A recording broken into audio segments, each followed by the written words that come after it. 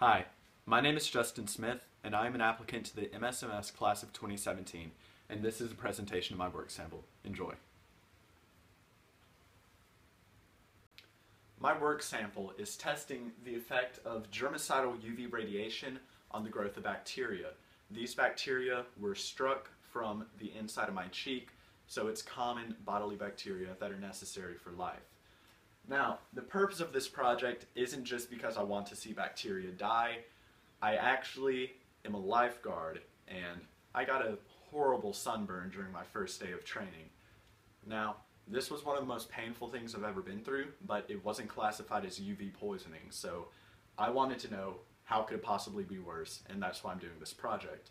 The way that I tested this is by growing bacteria in petri dishes covered in nutrient agar, tracking their growth for a few days, exposing them from amounts of UV radiation ranging from 15 seconds all the way to 5 minutes, and then seeing how they grow after that.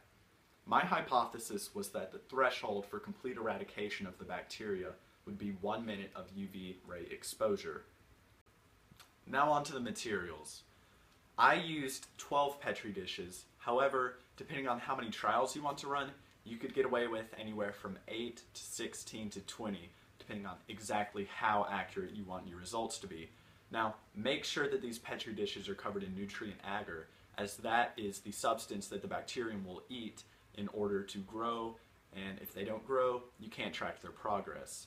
You will also need an incubator. If you're like me, you probably don't have access to a scientific incubator, and there's really nowhere for you to go.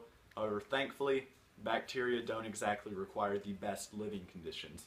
I was able to make a homemade incubator with a cookie sheet, put my petri dishes in that, covered it in a dishcloth, and put it in my oven with only the oven light on. This kept the bacteria at a constant 88 degrees Fahrenheit, which was perfect for their growing. I also used a thermometer so that I could track the temperature. I used my phone as a camera so that I could document the pictures. I used my laptop so that I could track data, make tables, and make this graph. Personally, I used a sterilized cotton swab to streak the petri dishes. However, if you would prefer, you can use a sterilized inoculating loop and use a lighter to once again sterilize it after each streaking. You will also need a source of bacteria. I used the insides of my cheek, which had simple digestive bacteria that are found in your saliva. You could order specific bacteria such as E. coli online, or you can just do what I did. In this experiment, I had one independent variable. That was the amount of time I exposed the petri dishes to the UV rays. Also, I had one dependent variable, and this was the growth of the bacteria after this UV exposure. However, so that the results were not skewed, I had to keep a few constant variables. These were temperature, amount of light received, time given for each petri dish to grow, and the amount of nutrient agar on each petri dish. On to the procedure. First, you need to gather all of your materials. Then, you need to streak the petri dishes. You can either use the sterilized cotton swab or a sterilized inoculating loop. After this, you're going to want to take photos of each petri dish. You also want to have a photo that has the entire pan of petri dishes, and you might even want to go as far as to take a picture of each row or each column. It depends on how much of an analysis you want to have at the end. Now, let the petri dishes grow for 24 to 48 hours. I personally let them grow for 48. After this, you're going to once again photograph the petri dishes. Let the petri dishes grow for another 48 hours. Then, you will photograph the petri dishes once more before the UV light exposure. Now, use your UV light oven, which was just a lamp with a germicidal UV light bulb screwed in, covered in tin foil to protect the surroundings. Put each petri dish in there and expose them to varying amounts of UV light from 15 seconds to 30 seconds to 1 minute to 2 minutes and finally to 5 minutes.